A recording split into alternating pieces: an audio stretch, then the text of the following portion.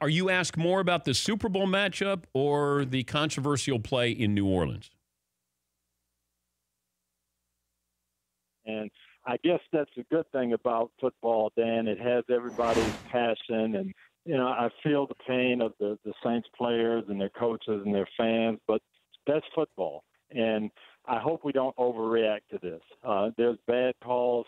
1972, people from Oakland still tell me that Frenchie Fuqua, the ball hit him. And then I'm in this, University of Minnesota watching the Vikings in Dallas, and I still believe Drew Pearson pushed off.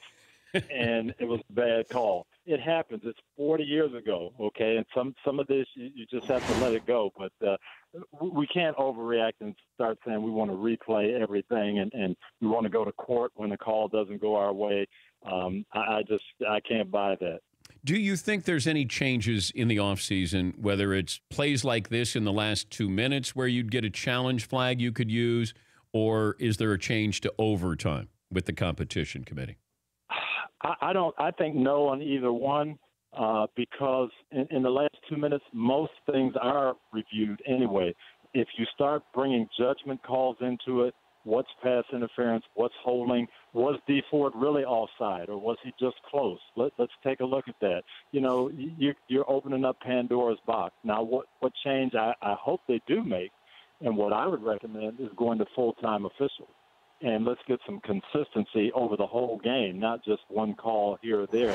But I think that's the change we need to look at, not looking at reviewing one call. And the overtime, I'm fine with that. As a defensive coach, you got to stop them. Okay, and we made the change to a field goal so they can't just have 2 first downs and kick a 50-yard field goal to win.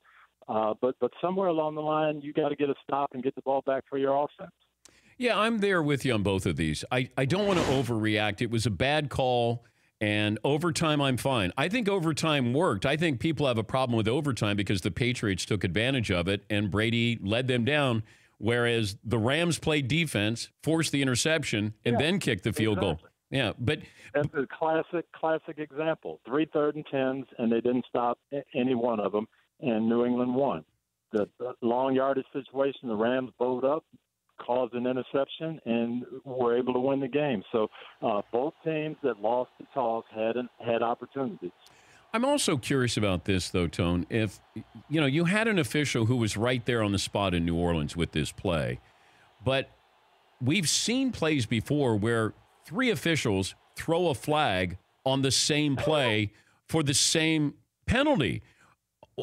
I was shocked that nobody got together and said, hey, let's just talk about this here, because what I saw is, wouldn't you want to help protect that official, or is it their egos are at stake and nobody wants to point out something or say, you just missed it and you're right in front of that play? No, that's the problem that no one talks about, and it's these all-star crews and people who haven't worked with each other. If that was the normal crew, I'm sure that would have happened. Someone, the back judge, the side judge, somebody would have thrown the flag and said, hey, you didn't see it, but I saw it. That's pass interference. Let's put the ball here.